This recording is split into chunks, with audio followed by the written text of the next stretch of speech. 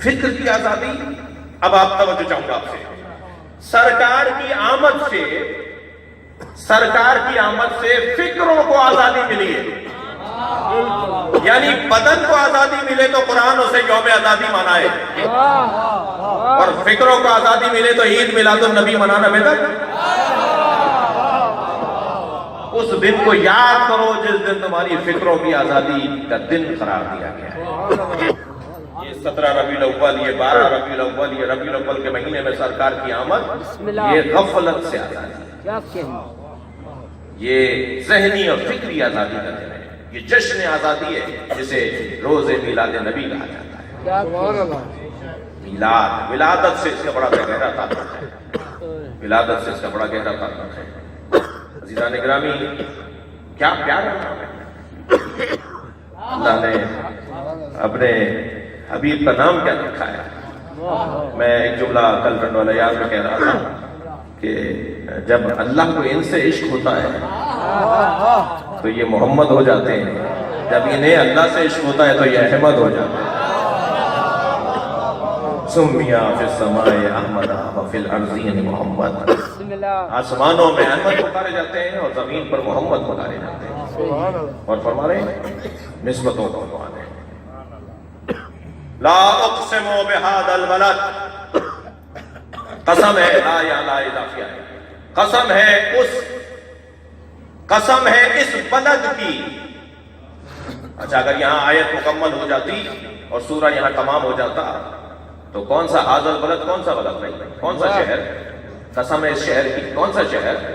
پروردگار عالم نے اس شہر کی کہہ کر اللہ اکبر بات کو روکا نہیں ہے. انت حل بہذا, میں مکے کی قسم اس لیے کھا رہا ہوں کہ تم اس میں رہتے ہو. یعنی مکے میں سرکار رہے تو مکہ قابل قسم پروردگار بن جائے. سرکار کے قدم جہاں گھومتے ہو وہاں وہ شہر قابل قسم الہی ہو جائے تو سرکار کا مقام کیا ہوگا. انت حل بہذا البلد, کیونکہ آپ اس شہر میں رہتے ہیں اس لیے یہ شہر محترم ہے. اس شہر میں غیر مسلم کا داخلہ ممنوع ہے. کسی نے پوچھا تھا آل سعود سے کہ اگر شیعہ آپ کے نزدیک مسلمان نہیں ہے تو انہیں آنے کی اجازت کیوں دیتے ہو.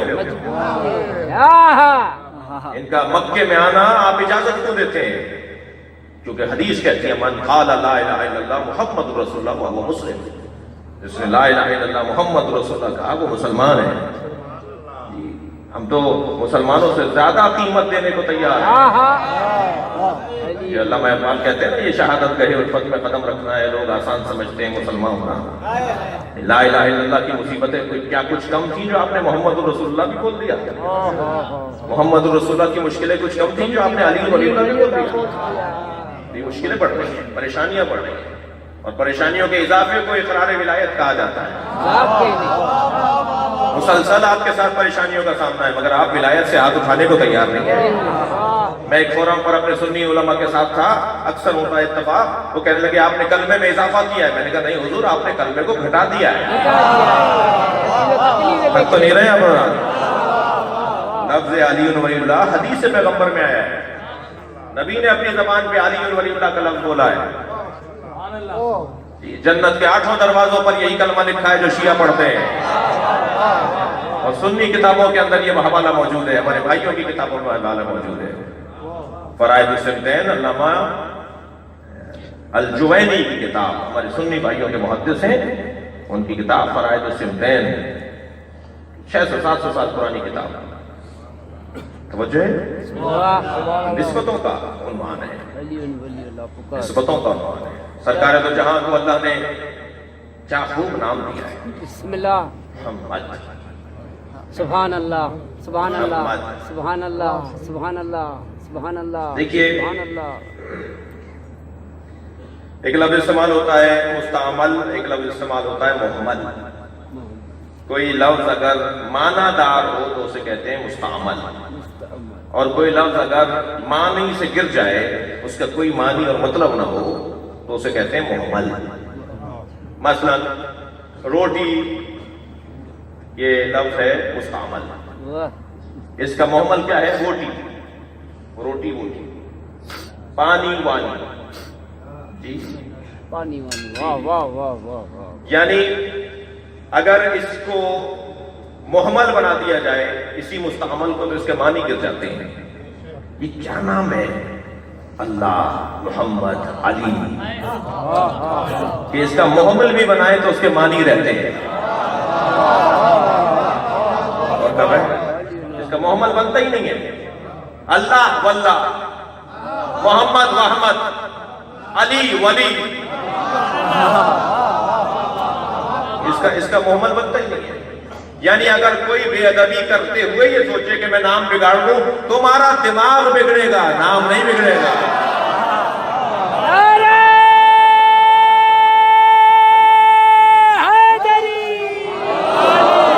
نام بگڑنے کے لیے بنایا ہی نہیں ہے اللہ تعالیٰ.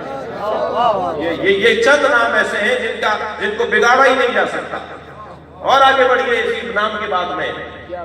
علم نحو کے اندر حروف کی بحث ہوتی ہے. علماء کرام اہل دقت بیٹھے ہوئے ہیں. اور علم اصول کے اندر وضع الفاظ کی بحث ہوتی ہے. جب لفظ کو وضع کیا جاتا ہے تو اس کی ایک پورے عنوان بحث ہے، ایک عنوان علم ہے. علم اصول کے اندر وضع الفاظ، الفاظ کا بنانا. اور نحو کے اندر حروف کی بحث ہوتی ہے. مثلا اللہ، محمد، علی، یہ مکمل بھی معنی دیتے ہیں. کوئی ایک حرف ہٹا دیجئے معنی باقی رہتا ہے، دو حرف ہٹا دیجئے معنی باقی رہتا ہے. اللہ میں سے الف گرا دیجئے للہ، للہ کا نام گرا دیجئے لہو، لہو کا نام گرا دیجئے ہو. اللہ سے دور نہیں ہوئے آپ.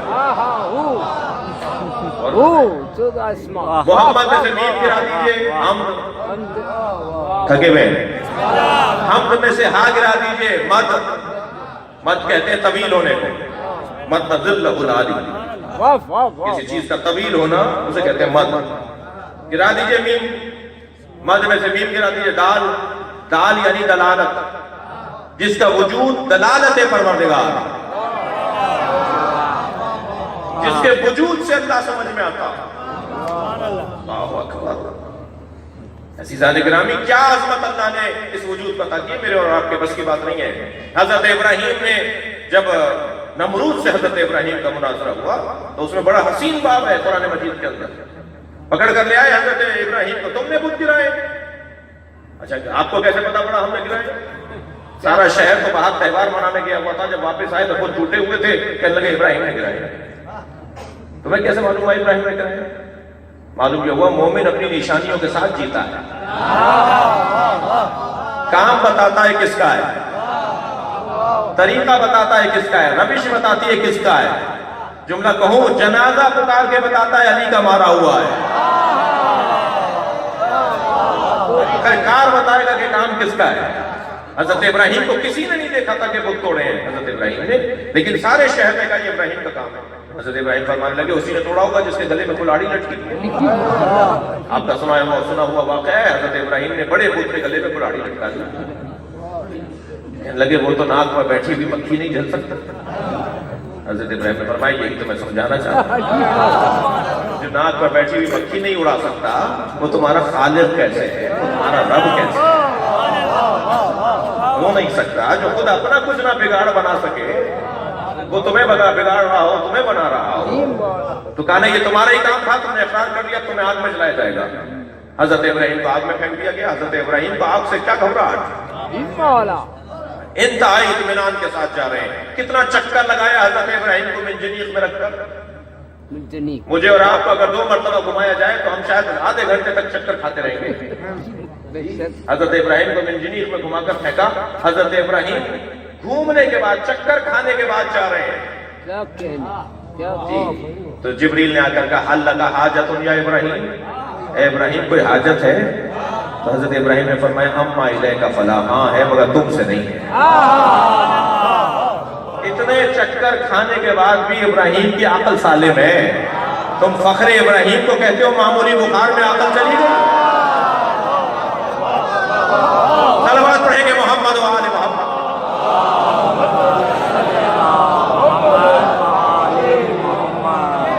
جبریل سے کہا حضرت ابراہیم نے ہاں حاجت ہے مگر تم سے نہیں ہے. کہا پھر کس سے آپ کو حاجت ہے, کس سے سوال ہے آپ کو, کس سے مدد چاہتے ہیں؟ حضرت ابراہیم نے فرمایا اسی سے مجھے حاجت ہے کہ جس نے تجھے آنے کی اجازت دی. بغیر اجازت کے تو تو آ نہیں سکتا تھا. اے جبریل اسی سے میری مراد ہے کہ جس نے تجھے آنے کی اجازت دی ہے. تو کہنے لگے کہ بتاؤ پھر میں پہنچا دوں آپ کا پیغام, آپ بتائیے کیا حاجت ہے, میں پہنچا دیتا ہوں. عزیزان گرامی, جب حضرت ابراہیم نے جبریل کا سہارا نہیں لیا تو سرکار معراج میں جاتے ہوئے جبریل کا کیا سہارا؟ حضرت ابراہیم نے فرمایا علمہ بحالی یغنی عن سؤالی, وہ میرے حالات سے آشنا ہے, یہی میری حاجت ہے.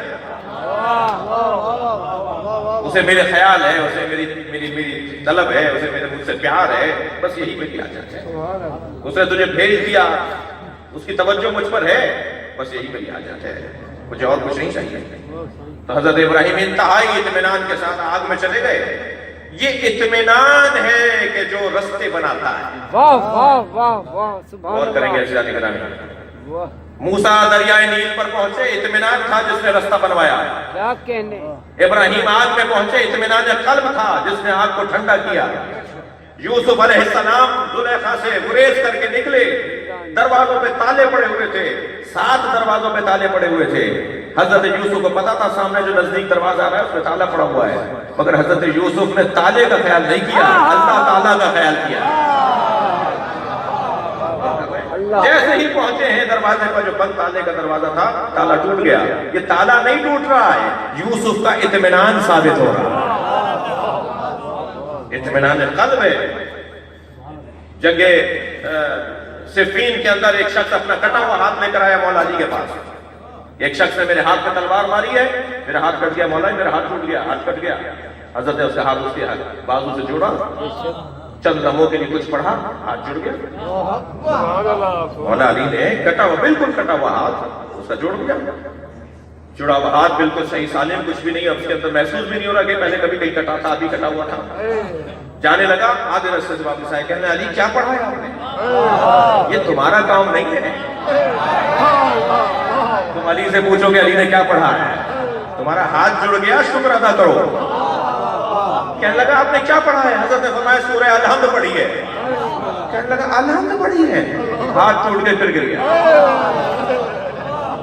جیسے ہی اطمینان سے باہر نکلا, شفا ختم.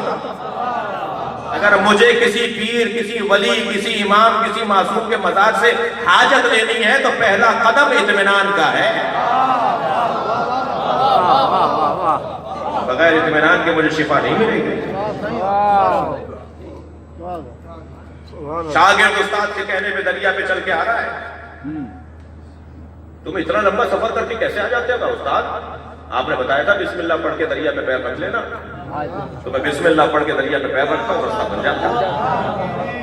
اچھا, ابھی نے تو یقین خود نہیں ہے استاد.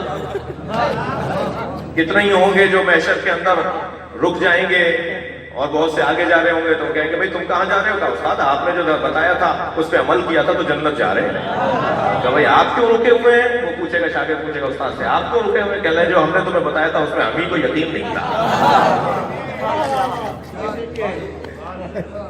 یقین, اطمینان, ابراہیم کی یہ کیفیت ہے.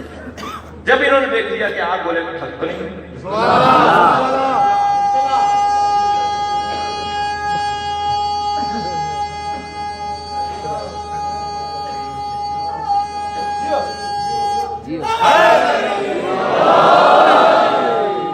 جب حضرت ابراہیم کے اطمینان کو اللہ نے دیکھ لیا تو وہی رستہ بن گیا, وہی ٹھنڈی پڑ گئی آگ. معجزہ. ابھی کیا کریں بھائی, آگ سے زیادہ تو کچھ نہیں کر سکتے تھے. جب آگ نے اسے نہیں جلانا تو جلایا تو تلوار اسے کیا مارے گی. تو آخر لے آئے کہ ابراہیم چاہتے کیا ہو بتاؤ ہمیں. حضرت ابراہیم نے فرمایا میں یہ چاہتا ہوں میرے اللہ کو مانو. اچھا کیا پہلے کسے مانا ہے؟ فرعونیوں نے پہلے کسے مانا؟ نمرودیوں نے پہلے کسے مانا؟ حضرت ابراہیم کو. جب حضرت ابراہیم کو مان لیا تب حضرت ابراہیم کہہ رہے میرے اللہ کو مانو. کہتے کہ کیا ہے تمہارا اللہ, بتاؤ ذرا تمہارا اللہ کیا ہے. تو نمرود سے حضرت ابراہیم نے فرمایا میرا اللہ مارتا ہے اور جلاتا ہے, زندگی دیتا ہے اور موت دیتا ہے, وہی زندگی دیتا ہے وہی موت دیتا ہے. کہہ لے بس یہ تو میں بھی کرتا ہوں. نمرود کہنے لگا یہ تو میں بھی کرتا ہوں. حضرت ابراہیم نے فرمایا تم کیسے کرتے ہو؟ کہا وہ جسے عدالت نے باعزت بری ہونے کا حکم سنایا اسے بھی لے آؤ، اور جسے عدالت نے سزائے موت سنائی اسے بھی لے آؤ. جسے سزائے موت سنائی تھی کہنے لگا اس کو مرنے کا حکم دے دیا گیا تھا، میں اسے آزاد کرتا ہوں، زندگی دیتا ہوں. اور جسے آزادی دی گئی تھی کہنے لگے اس کے گلے میں چھری چلا دو، میں اسے مارتا ہوں، دیکھو میں بھی مارتا ہوں، میں بھی زندگی دیتا ہوں.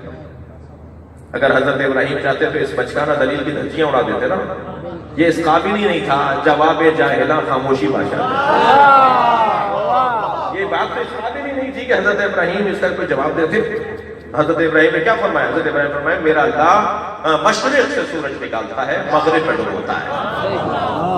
اب قرآن کہتا ہے فَبَهُتَ الَّذِي كَفَرَ، دائیں بائیں دیکھنے لگا. یہ اس انسان پہ تو بس چلتا تھا، اس سورج پہ بس کیسے چلے گا؟ کیا کریں اس سورج کو، کیا کریں؟ یہ مشرق سے نہ نکلے مغرب سے نکلے. دلیل ابراہیمی کی روشنی میں جو بھی مغرب سے سورج نکالے گا،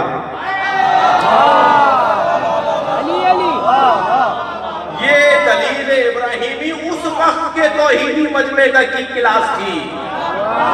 بھئی غور کریں گے عزیزان گرامی، اس وقت کی توحید کا اثبات ابراہیم کی اس دلیل سے ہوتا ہے. ہمارے دور میں اللہ کی وحدانیت کا اقرار نبی کے سجدے سے ہوتا ہے. تکبیر، نعرہ رسالت، نعرہ حیدری. معیار فہم بشر اس وقت کا یہ تھا کہ ان کے سامنے یہ دلیل ہو اور اس دلیل کی روشنی میں اللہ کو منوا لیا جائے. لیکن جو زمانہ نبی کا آ رہا ہے، جو زمانہ علی کا آ رہا ہے، وہ زمانہ کلاس بشریت کو بڑھا دیا اللہ نے، معیار بشریت کو اللہ نے بڑھا دیا. یہ اب کچی پکی کے لوگ نہیں ہیں، یہ میٹرک کے لوگ ہیں، یہ ایم اے بی اے کے لوگ ہیں. میں سمجھانے کے لیے بات عرض کر رہا ہوں. حضرت ابراہیم کے زمانے کے لوگ کچی پکی کے مسلمان تھے، ان کے لیے یہ دلیل تھی. لیکن قرآن مجید میں یہ واقعہ موجود ہے.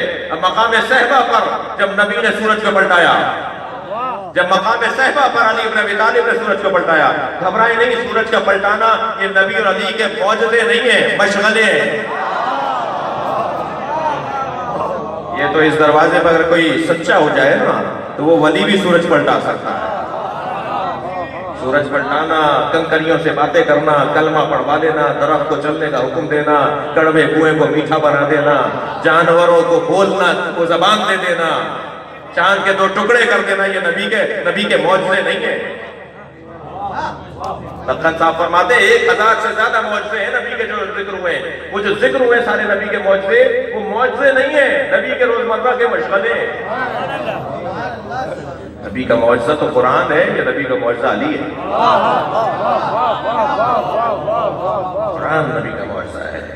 علم کا دور تھا، تلوار کا دور تھا. علم کا جواب قرآن، تلوار کا جواب علی. جی جس زمانے کا جو حالات اور جو تقاضا اس کے مطابق معجزہ ملتا ہے.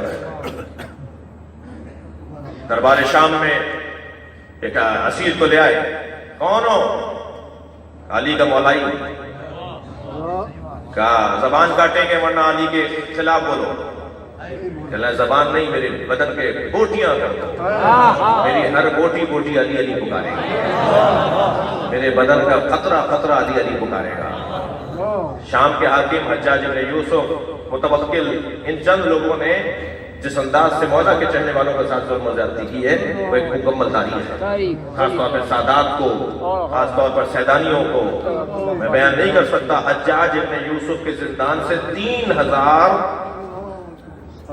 بیویاں نکلی تھیں، 3000 اسیر عورتیں نکلی تھیں جب یہ مرا ہے.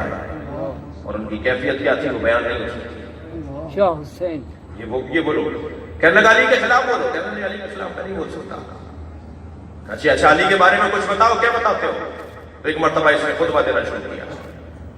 کہا اسے خاموش کرو. کسی نے آواز دی سورج غروب اور اذان کہلواؤ. تو اس مولائی نے، اس علی کے ذاکر نے ڈوبتے ہوئے سورج کا آواز دے کر کہا تجھے علی کی قسم، مجھے بات پوری کرنے دے. تو آیت اللہ رسولی محلاتی نے سیرت امیر المومنین میں، زندگانی امیر المومنین میں 2 جلدی کتاب ہے، اس میں اس واقعے کو لکھا ہے اہل سنت کے حوالوں کے ساتھ کہ ایک مرتبہ ڈوبتا ہوا سورج پلٹ کر آیا. اگر کوئی یقین کے ساتھ ایک عام آدمی بھی چاہے تو سورج پلٹا سکتا ہے. یہ علی اور نبی کا معجزہ نہیں ہے. نعرہ